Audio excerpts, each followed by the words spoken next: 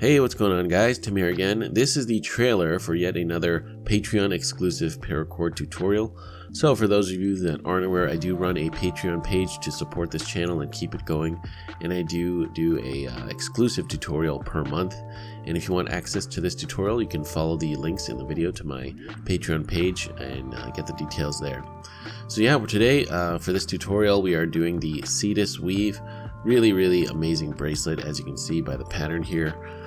Yeah, one of those more wider, kind of thicker type cuff bracelets, and yeah, it looks great, especially with all the fall colors we use this time.